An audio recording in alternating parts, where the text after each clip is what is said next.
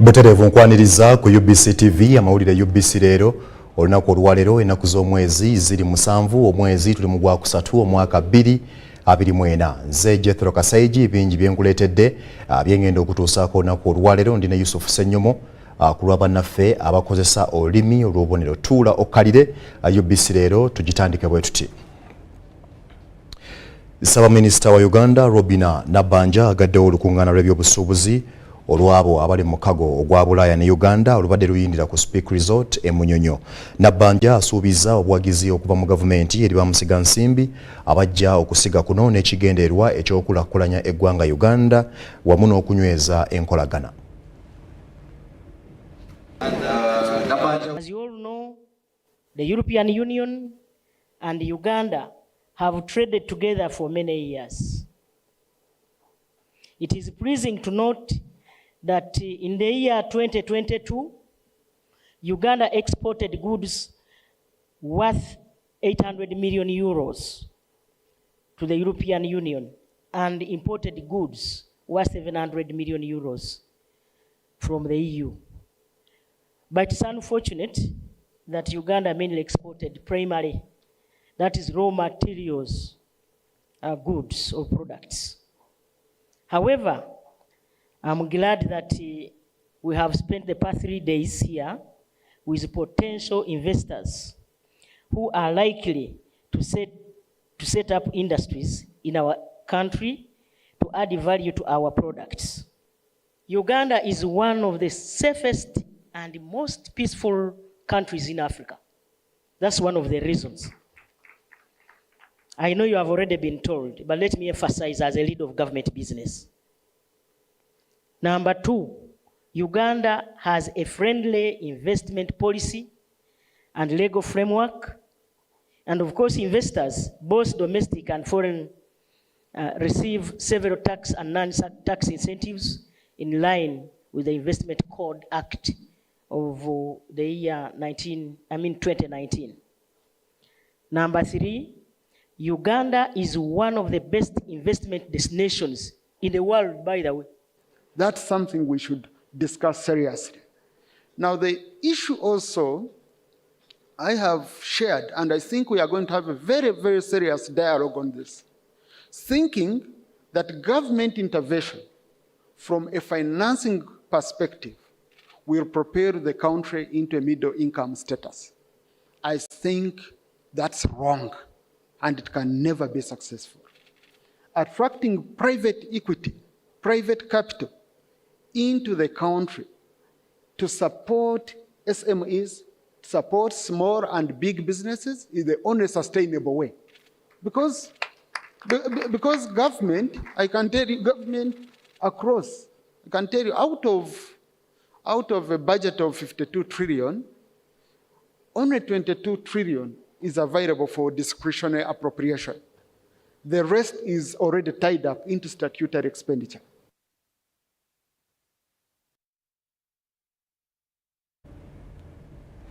Bwetweyongerayo ebitundu 99 ebyabayizi abaatula ebigezo ebyakamalirizo ebya siniya ey'omukaaga bonna bagwanidde okuba certificate ya USCE. Bw'abadde afulumya ebigezo bino, Minisita ebyenjigiriza n'emizannyo Janet Kataha Museveni alaze essanyu olw'amaanyi agongeddwa mu ssomo lya biology n'okwongeza ku bubonero obw'ekkatala. Ekitongole kivunaanyizibwa ku bigezo mu ggwanga ekya Uganda National Examinations Board UNEB wamu ne Minisitule y'ebyenjigiriza n'emizannyo bafulumizza ebigezo bya siniya ey'omukaaga ebyakamalirizo ebyakolebwa omwaka ogwedde 2023. USCE, Uganda Advanced Certificate of Education Examination Results from Professor Celestine Obua, the chairperson, Uganda National Examinations Board. Abayizi emitwalo 19,488 bebatula ebigezo bino bwogeraageranya n'abayizi emitwalo 9,557 abatula mu mwaka gwa 2022 ekiraga nti omuwendo gweyongerako n'ebitundu 13 n'obutundutundu 4 ogw'abayizi abatula ebigezo mu bifo 1969. Alipoota eraga nti ku mulundi guno abayizi bakoze bulungiko amasomo kuli GP, Entrepreneurship Education, CRE, geography, literature mu Lungereza, agriculture, biology n'okusiiga ebifaananyi. Nyine kijja nti abaana baffe boogeraganya n'emyaka emikadde bakoze bulungi era abaana tubakulisa mukulikire ddala. Nekyalo ekisinze otusanyusa kwe kulaba nti nambaazi z'abayizi abagenda okukola ebigezo bino zeeyongeddeko okusinga bwe kibadde luli nga zigenda zikendera bukendeezi.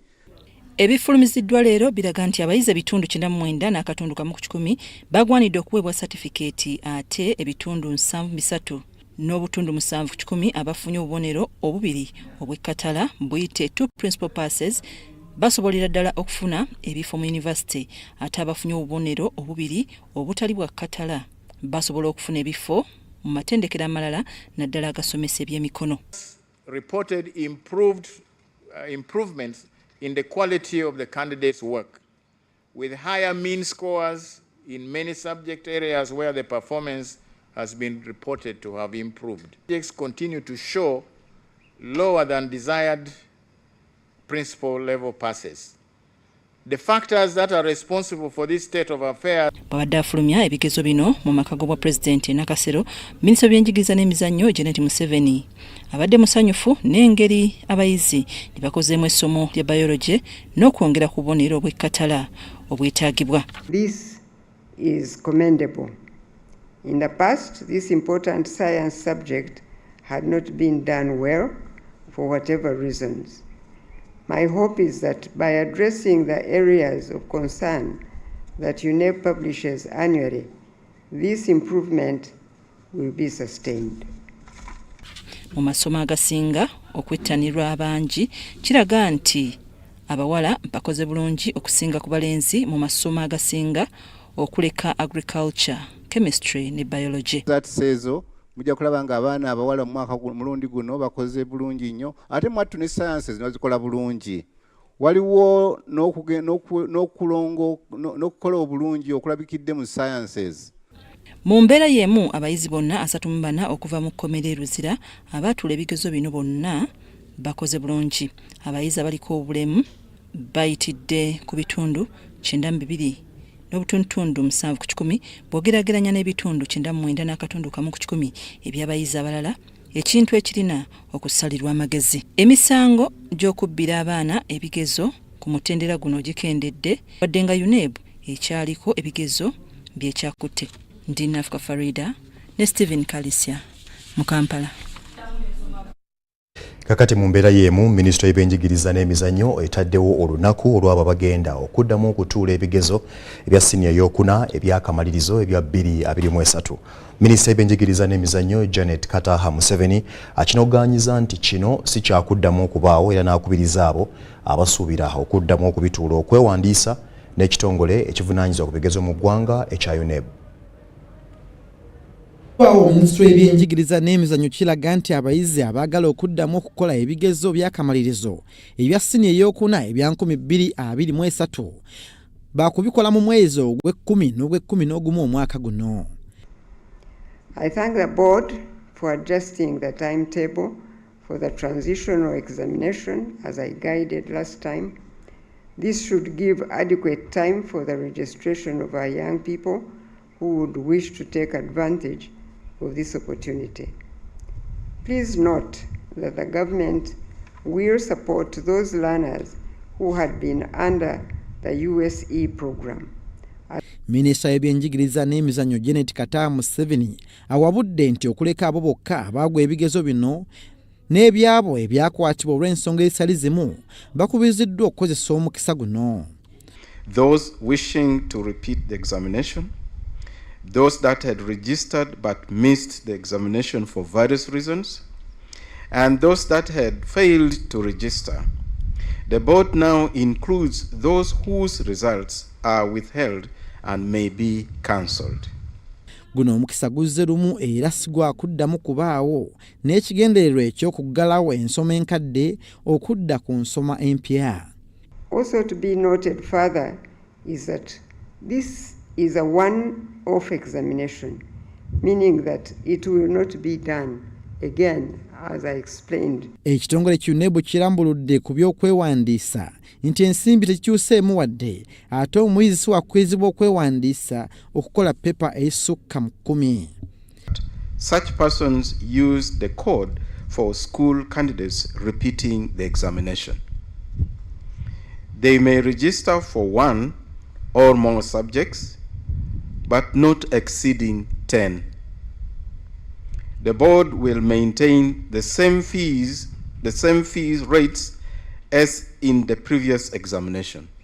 That is Uganda shillings 164,000. Gavumenti egamba nti malirivu okukwasizako ku bayizi abagenda okuddamu ebigezo bino abali mu masomero ga gavumenti era abayizi bakubiriziddwa okwewandiisa mu bifo ebeewandiisiza omwaka oguwedde. Nze Lubwama Abdul Nasir. Webale nnyo Lubwama Abdul Nasir. Kakati tukitegeddeko nti ebigezo bino bifulumiziddwa olunaku olwaleero tutuuseeko ate mu masomero agatali gamu okwetoola eggwanga okulaba embeera bweri era bangi tubasanze bajaganya. Haya agasangibwa mu disitulikiti y'e Mukono geeyongedde okukola obulungi ku ttabi lya Setahayi Embalala. Headmaster waalyo Boniface Sebukalu agamba abayizi bonna bakweyongerayo n'emisomo gya waggulu. Sabiri nga ku 7 abaana 3 babadde ba arts ate abaana 4 ba science. Twagala okwebaza Katonda olw'ekyo era twagala n'okwebaza mmwe abazadde. Embeera teyawuse nnyo ku Setahayi A-level campus ng'eno abayizi 258 be baatuula ebigezo by'akamalirizo eby'omwaka 2023 eby'ekibiina kya siniya ey'omukaaga nga ku bana abayizi 4 baakola sayansi era nga baafunye obubonero 20 so nga bala baafunye 19, 18 ne 17. Lolya Seta A-level campus Mukono omuyizi Maka Atukwasa ngono mutabani wa Dr. Patrick Byakatonda akulya DIT afunye obubonero 20 era ono asiimye bazadde be n'abasomesa.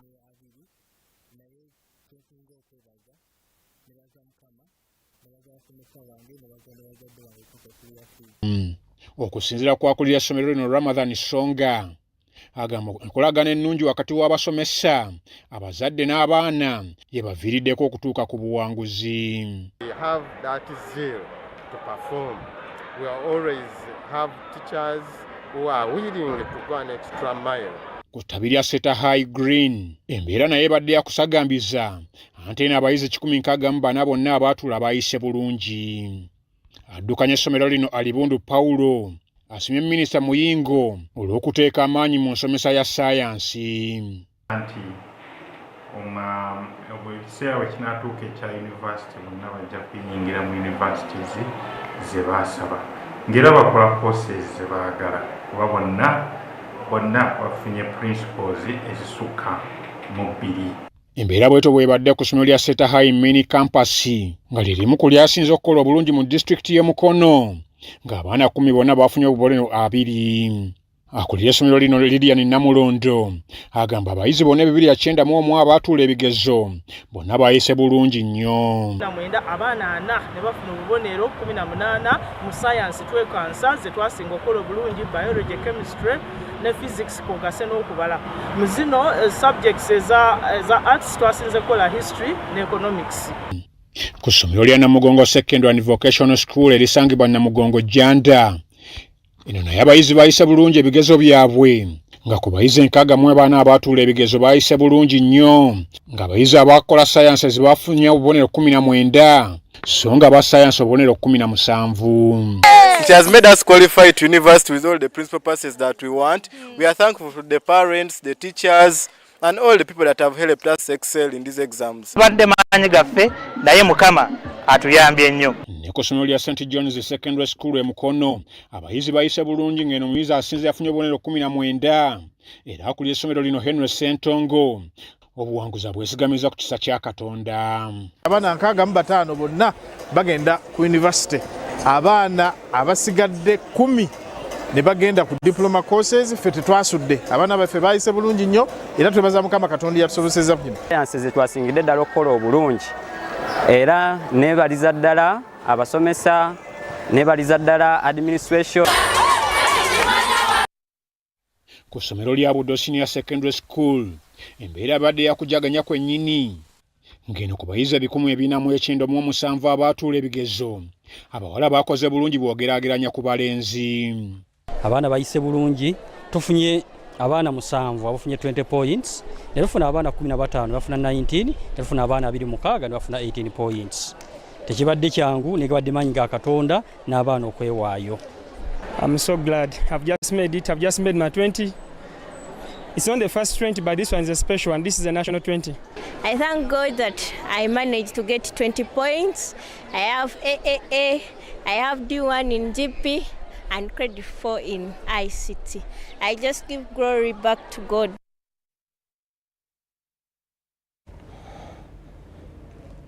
Kale ebyo nno obitegedde awo tuvuddewo. Omuteesiteesi omukulu mu minisitule y'ebyobulamu Dr. Diana Atwine ategeezezza nga bwe bagezaako okusaka ensimbi okwongera okuvujjirira ebyobulamu okukendeeza ku bantu abatwalibwa mu mawanga amalala okufunayo obujjanjabi amaanyi gateekebwe wano mu ggwanga Uganda.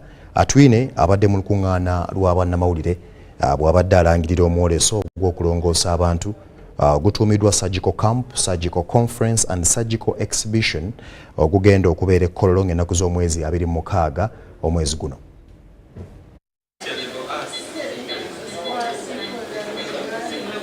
N'ekigendero ekyokukendeeza ku muwendo gw'abantu abatwalibwa mu mawanga amalala okufuna obujjanjabi, minisitule y'ebyobulamu ng'ekolaganira wamu n'ekibiina ekitaba abasawo abalongoosa mu ggwanga ki Association of Surgeons bategese omwoleso ogw'okwolesa ebintu okulaga abantu eggwanga bye lirina biteekebwawo mu kulongoosa abantu. Bw'abadde ayogerako mu lukuŋŋaana lwa bannamawulire ku kitebe kya minisitule y'ebyobulamu, omuteesiteesi omukulu mu minisitule eno Dr. Diana Atwine agamba bakola butaweera okulaba ng'ongera okufuna n'okuvujjirira abaddukanya ebyobulamu.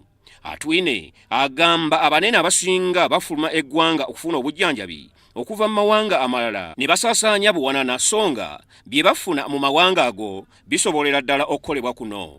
Twagala tutegeeze abantu nti waliwo abantu bangi abagenda ebweru okujjanjabirwayo ate nga saavisi ezo zisobola okukolebwa wano. Ekyo nakyo twagala kukyogerako.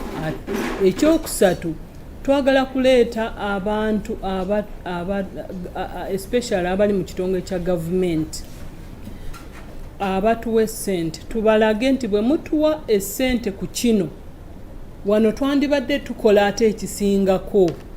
Olaba tukola kino naye ate bwe mutuwa ssente ne tugula ekyuma ekikola wano ate awo tuba tukola ebisingawo.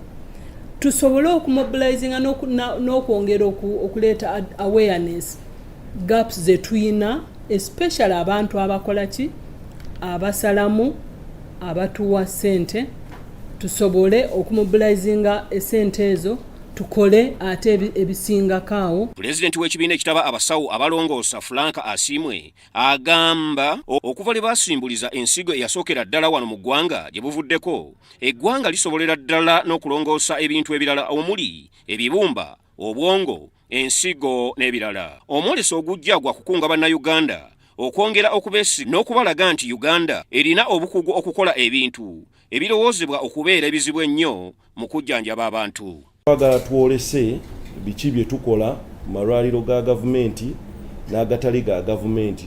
Obukugu bwaffe buveeyo mu bumanye n'ebyo tutasobola kukola mu bimanye, kubanga abasawo abamu n'abantu abamu batera okugamba abalwadde kino genda bakolereko ebweru nga baagala okufunamu mu ngeri emu oba endala, naye ng'ate wano mu Uganda tusobola kukola ki okikola. So tusaba abantu aba bulijjo bajje ekkololo nga 26 omwezi guno okwolesa kuno kwa bwereere, mujje mulabe, mujje mubuuze ebibuuzo, wazira tetugenda kujjanjaba balwadde.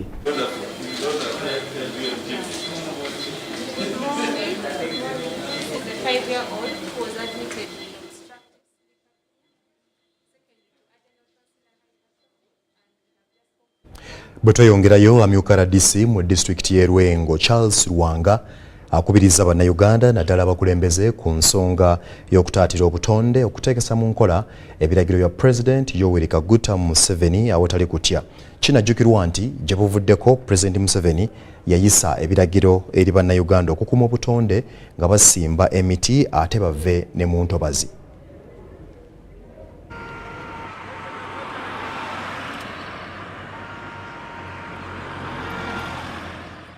buzibidde olwaleero nga bannayuganda baatandika enteekateeka ey'okutambuza ebigere n'ekigendererwa eky'okubonyesa enjiri ey'okukuuma obutonde bw'ensi bataka mu Town Council y'e Kinoni mu disitulikiti y'e Lwengo. Mu lugendo lwabwe okutuuka e Kinoni basoose ne bayimirako mu Town Council y'e Kyazanga okusomesa abantu ku ky'okutaatira obutonde wamu n'okwayamu n'abakulu abakulembera ekitundu kino. Tutakwatira wamu ffenna omutono omukulu omukadde n'omuvubuka ebintu bitugendako bubi mu mikono gyaffe. Sigamba nti byonna biteredde naye awali ebitateredde mbasaba ffenna tugire wamu tubeere kimu ekitoli kimu kubanga agali awamu gekakola ki? Amina. Ssentebe wa disitulikiti y'e Lwengo Ibrahim Kitatta n'omumyuka wa RDC Charles Rwanga omukolo guno tebagutumidde mwana. Ffenna tukozesa enku, tukozesa amanda, ffenna okusobola okukuuma bye tukozesa situnnafuna nnyo maanyi ga ssente nnyingi mbu tukozese gaasi oba amasannyalaze. Naye weebuuze enku z'enkumbisa zivaawa, amanda g'enkozesa gavaawa. Bwe tuba nga tukozesa enku ez'enkana bwe ziti mu mwaka, ffe mu mwaka guno tusimbyeyo miti gyenkana ki giwe abatannazaalibwa enku ze balikozesa nga nabo bakuze okufumba. Mu bubaka bwe Charles Rwanga akubiriza abatuuze n'eggwanga lyonna okutwaliza wamu okuteekesa mu nkola ekiragiro kya Pulezidenti Museveni eky'okukuuma obutonde bw'ensi. Abantu bagenda awali ennyanja ne batema emiti ne bakola. Pulezidenti agamba okuliraana ennyanja tulina okusimbawo emiti. Mu ntobazi tetuzisaanyaawo, tetuzimbamu factories, but we are doing to the contrary. We were wasting time to converge here. But what we are doing is timely. Abakulembeze mu kitundu kino nga bakulembeddwamu mmeeya wa Town Council y'e Kyazanga Mada Nannyanzi bategeezezza nga bwe bataganyuddwamu okuva Lwengo lwe yafuulibwa disitulikiti mu mwaka gwa 2010 okugikutula ku disitulikiti y'e Masaka. Local government batufiisa RDC. Local government erina kulina nsonyi okutugamba nti tuggalewo. Era nze mpulira nnyina kye nnyindirira obudde bwonna bayinza tugamba ne tuggalawo ne tugenda ne tukola emirimu emirala. Tetusobola kubeera nga tusolooza omusolo okuva mu mwezi ogw'omunaana omwezi ogw'E11 nga guggwako ne tuba nga essente zaffe ze tusolooza nakati teziddanga. Oluvannyuma bano basimbye omuti ate ne basimbulwa buto okweyongerayo mu disitulikiti y'e Masaka. Tusaasire omuti guno gukule ate n'abantu bagulabirire nnyo tegufa. Ende e Masaka era mukole kyekimu kye mukoze wano. Mwebale nnyo, mwebalire ddala. Nze Charles Rwanga, Deputy RDC Lwengo District. Dokas Kimono yakusakidde bino.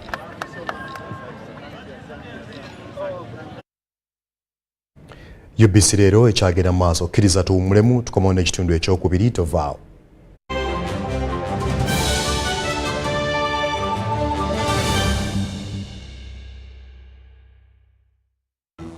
Fred! Freddy!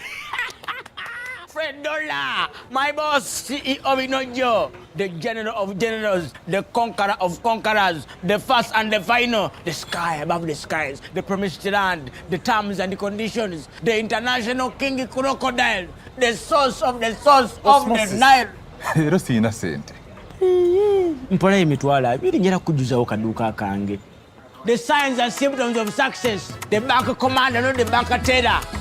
Lwaki okaluubirizibwa okufuna looni ng'olina MTN Momo? Weesootinge! Kozesa Momo app omanyika *555*5# okufuna looni ey'amangu. Londako looni ekukolera okuva mu looni ez'ebika eby'enjawulo eziva mu bannaffe be tukolagana nabo.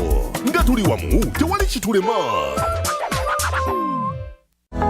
Gavumenti ya Uganda wamu n'ekitongole kyayo ekivunaanyizibwa ku bibalo ki Uganda Bureau of Statistics UBOS bategeeza abantu bonna abakwatibwako okuli abakulira abakozi ba gavumenti ku district, bameeya, ababaka ba pulezidenti, bakkalaani, bakkansala, bassentebe b'ebyalo, abatuuze n'abasuubuzi bonna okukwatagana n'abakozi ba Ubc abatandisedde okweteekerateekera omulimu gw'okubala abantu n'ebyabwe okw'okubaawo ng'ennaku z'omwezi 10 omwezi ogwokutaano 2024 okubala abantu kwakumala ennaku 10 n'ekigendererwa ekyokumanya omuwendo n'ebifo ku tuli bameka, tuliwa, tubeera tutya, tulina ki era wa gye tujja obuweereza.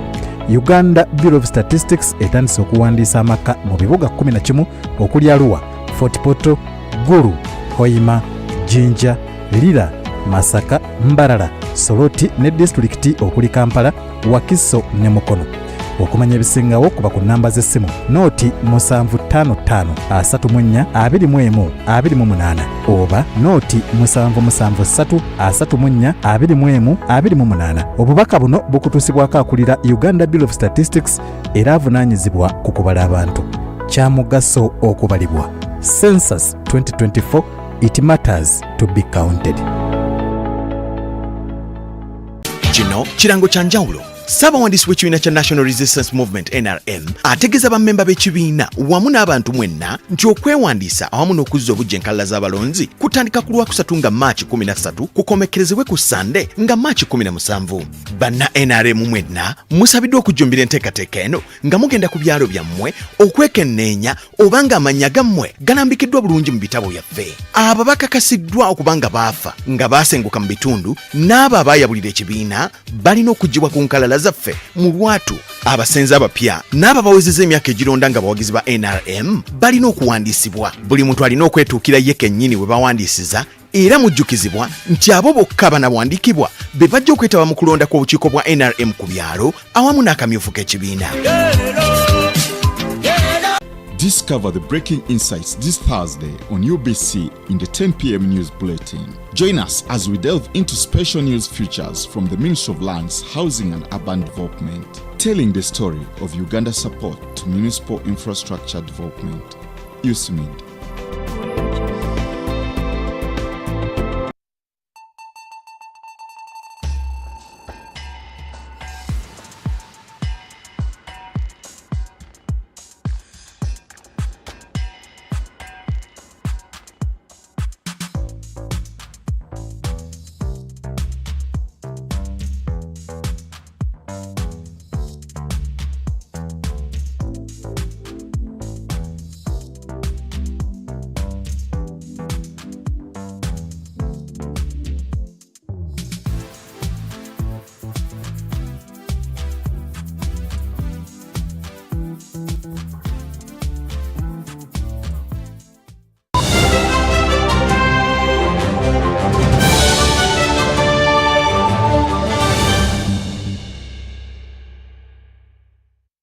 Nkwaniriza gwe wenna yakatweyungako kyali ku UBC TV amawulire UBC Leero atukomyewo n'ekitundu ekyokubiri.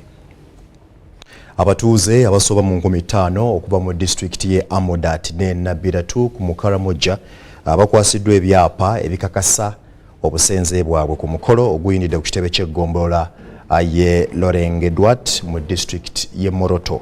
Omukolo guno gukoleddwa Minisita w'eby'ettaka Judith Nabakooba era abadde abugiriziddwa ba Minisita okuli Agnes Nandutu ne Mary Goretti Kitutu. Oluvannyuma lw'okumaliriza emisoso gyonna egyetaagisa, gavumenti ng'eyita mu Minisitule y'eby'ettaka ekwasizza abatuuze abali mu 5000 mu bitundu eby'Ekaramoja ebyapa ku mukolo ogukoleddwa Minisitule y'eby'ettaka Judith Nabakooba. Ownership means that you are welcome the land of the settled people. Omukolo guno nga gubumbujjidde ku kitebe ky'eggombolola eya Longrodwet mu disitulikiti y'e Moroto abaganyiddwamu bavudde mu disitulikiti okuli Amudat ne Nabiratuuku. We are aware that the lack of documentary evidence of ownership of land rights encourages land grabbing, displacement and over-exploitation of natural resources. NRM attaches value to registering land as the best way of protecting customary land and addressing the historical land injustices in Karamoja.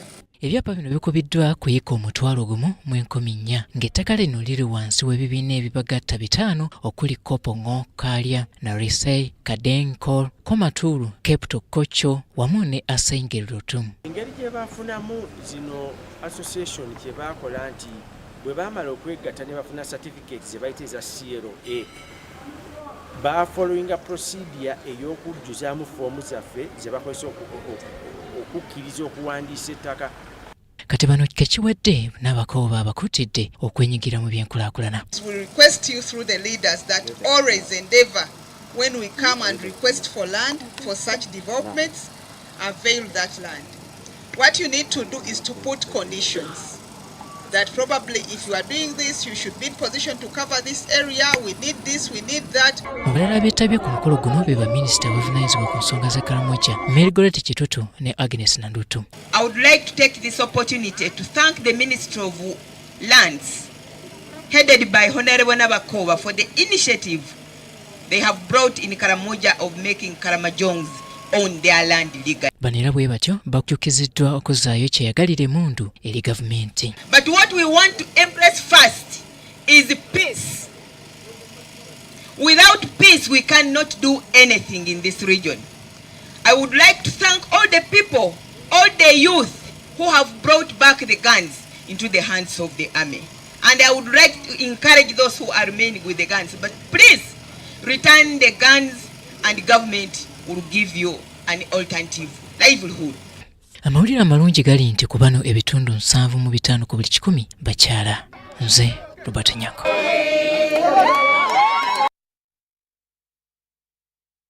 Minisita omubeezi w'eby'ettaka Dr. Samu Mayanja alagira RDC Justin Mbabazi n'omuduumizi wa poliisi ya Kampala n'emiriraano okukwata Lawrence Kiggundu akubyekuusa ku ttaka ly'e Nabbingo n'okukwata abasirikale abali ku ttaka lino abaliisa bannaabwe akakanja.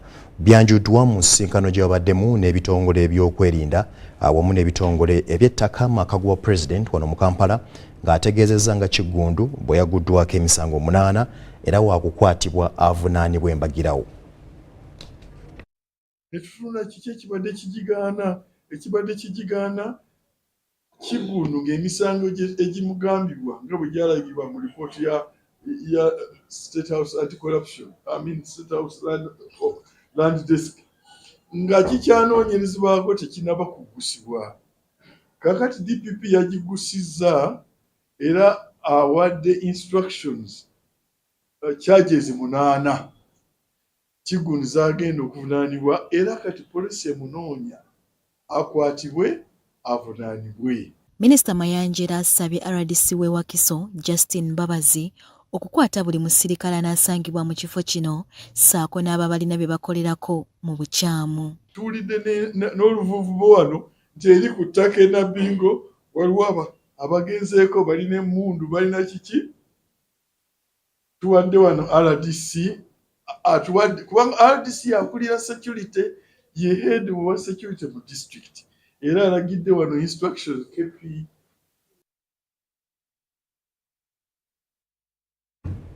Akadde kantwalaganyiza akkiriza nkusiibule obadde mulabi mulungi gwagasubiddwa genda ku mutimbagano gwa YouTube ne ku Twitter oteekamu UBC TV #UBC Leero amawulire gano ojja kuba osobola okugasangayo. Nze Jethro Kasaigi ankoze ne Yusuf Ssenyomo ku lwa bannaffe abakozesa olulimi olw'obubonero tubasiibudde.